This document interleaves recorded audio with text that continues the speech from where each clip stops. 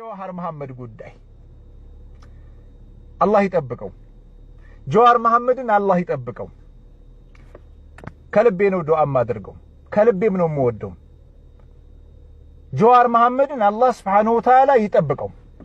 ከዚህ በኋላ የደብተራዎች ጫጫታ፣ የደብተራዎች ለቅሶ እጥፍ ድርብ ሆኖ እንደሚወጣ እናያለን፣ እንጠብቃለን። ምክንያቱም እስከዛሬ ድረስ ኢትዮጵያ ውስጥ ጀዋር መሐመድ እንዳይመጣ፣ ጀዋር መሐመድ ኢትዮጵያ ውስጥ ሚና እንዳይኖረው፣ አንድ ጊዜ አሸባሪ፣ አንድ ጊዜ አራጅ፣ አንድ ጊዜ ገለመለ እያሉ እነሱ በልጠው ተገኙ።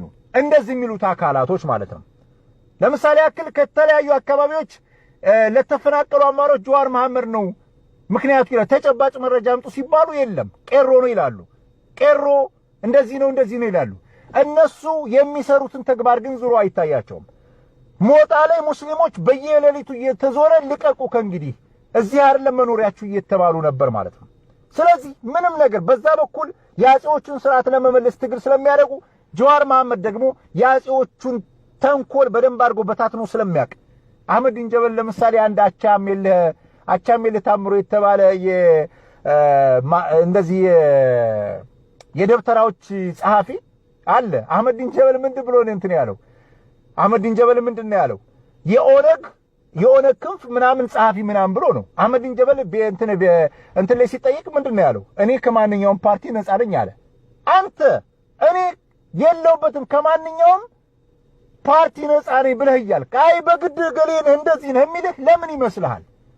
ለምን ይመስልሃል ለመዝመት የተፈለገው? ስለዚህ ይሄን ነገር መንቃት አለበት። ስለዚህ ጀዋር መሐመድ እስከዛሬ ኢትዮጵያ አይደለም ምናምን እኔ አሳቀኝ አንድ ነገር እስክንድር ነጋ የሚያስተባብራቸው መንጋዎች ጀዋር መሐመድ ኢትዮጵያ አይደለም ይላሉ። እንዴ እዚህ ጋር ወንጀል ሲፈጽሙ ከርመው እነ ኤርሚያስ ለገሰ ህወሓት ጋር ሆነው ሲገሉ ሲዘርፉ ቀምተው አሜሪካ ሄደው ፈርጥጠው እዛ ጋር የሆኑትን የአሜሪካ ዜግነት የወሰዱን ሰዎች የባላደራው ምክትል ብለው ሾሟቸው። ባላደራው ደግሞ ወክዬ እንቀሳቀሳለሁ የሚለው አዲስ አበባ ነው። አዲስ አበባ ኢትዮጵያ ውስጥ አይደለችም እንዴ? ስለዚህ ጀዋር መሐመድ ኢትዮጵያ ውስጥ ገብቶ ላለመወዳደር በፖለቲካ ምህዳር ውስጥ ላለመሄድ ምንድነው የሚከለክለው ነገር? መጀመሪያ ላይ ኦኤምኤንን ዘርፎ ምናምን የሆነ ማድርሹ ምናምን አሉ፣ ወደቀ። ያንንም ወደቀ፣ ፉርሽ ያረጋባቸው መጣ። አሁን ትናንትና ደግሞ የኢትዮጵያ መታወቂያ ሲያሳያቸው ኢትዮጵያዊነትን የሚያረጋግጥ መታወቂያ ሲያሳያቸው እሪው አሉ። ምድር ትቃጠላሉ።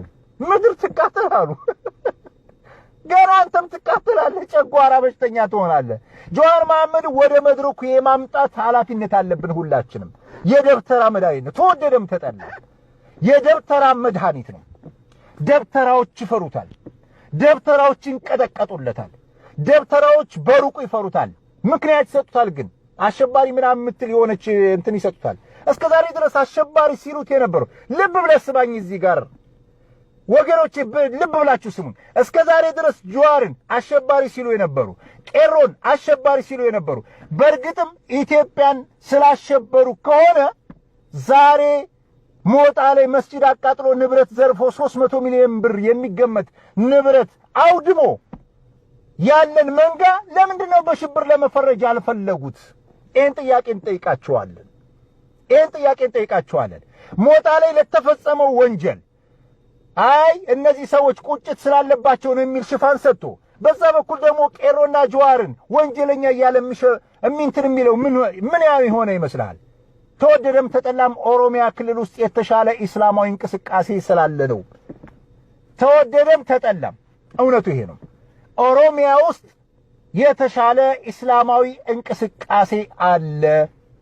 ይሄ ነገር ያሰጋቸዋል፣ ይሄ ነገር ያማቸዋል። ኢትዮጵያን በሃይማኖት በክርስቲያን ደሴትነት ለማስቀጠል የሚፈልጉ አጼዎች፣ የአጼ ርዝራዦች፣ የአጼ ናፋቂዎች ኦሮሚያ ክልል ውስጥ ያለው የእስላማዊ እንቅስቃሴ አብዝቶ ያስበረግጋቸዋል፣ አብዝቶ እንቅልፍ ይነሳቸዋል። ለዛ እኮ ነው እኛ ስንናገር ኦነግ የሚሉን።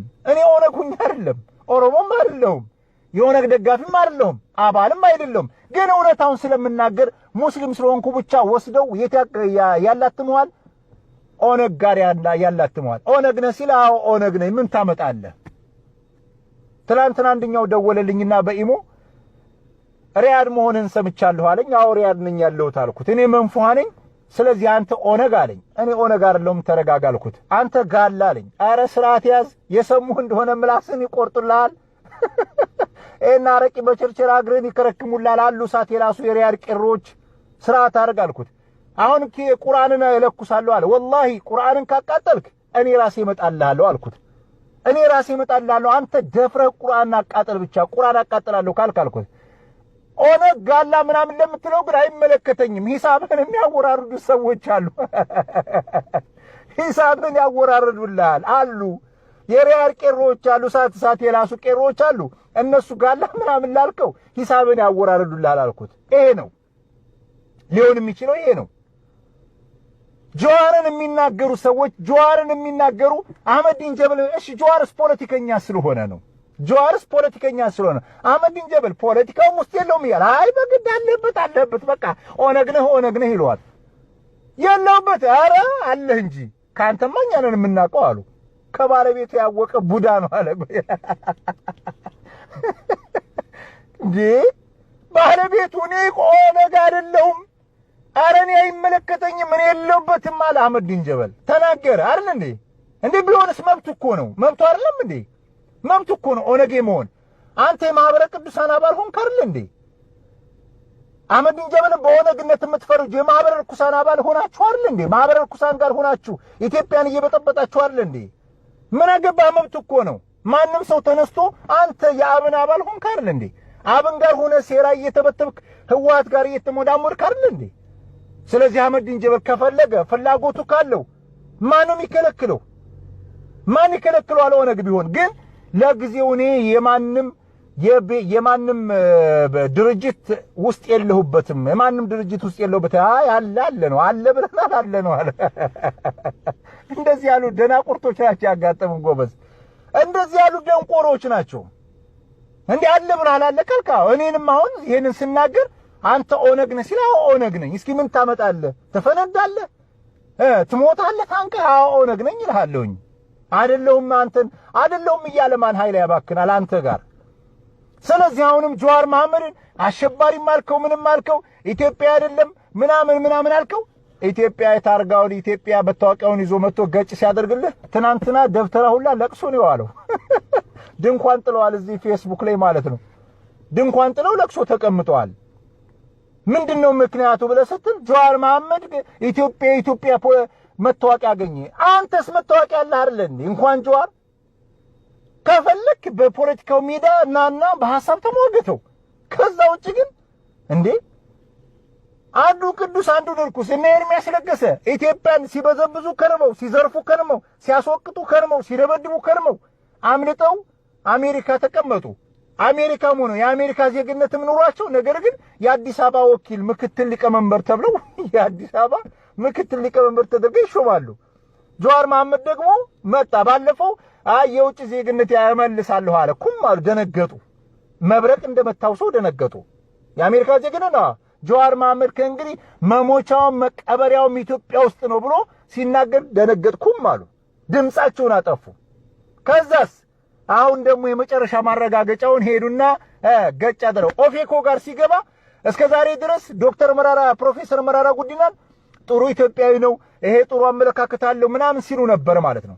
አሁን ጀዋር መሐመድ ወደ ኦፌኮ ሲቀላቀል ወደ እነ መራራ ጉዲና ፓርቲ ሲቀላቀል ምን አሉ? ሽማግሌ ያያችሁት ኦፌኮን ሸጠው ለጀዋር በሚሊዮን ብር። እንዴ አንተ ሲዋሉ ቸክ ሲለዋወጡ ነበርክ እንዴ? እንዴት አለገ እኔ መብት የለውም እንዴ መግባት? አንተ አብን ውስጥ እንደገባ ሁሉ እሱም እኮ ኦፌኮ ውስጥ ወይ የሚያምንበት ውስጥ መግባት ይችላል። ይሄ ሁላ ጫጫታ ድምር ጫጫታ ውጤቱ ኢስላም ጠል ስለሆኑ ነው። ኢስላም ጠል ስለሆኑ ነው። ኢስላም ጠል ደብተራዎች ስለሆኑ ይሄንን ስንናገር ነበር። ካሁን በፊት ስንናገር ስትወቅሱን የነበራችሁ አማራ ክልል ያላችሁ ሙስሊሞች ዛሬ መልስ ልትሰጡን ይገባል። እሺ እነዚህ መንጋዎች በአማራ ብሔርተኝነት ሽፋን ተደብቀው ያሉት ጸረ ሙስሊም አካላትስ ምን ትሏቸዋላችሁ? ጥያቄውን መልሱልን። እነዚህን ጸረ ሙስሊም አካላት እስክንድር ነጋን ሌሎቹንም ምን ትሏቸዋላችሁ?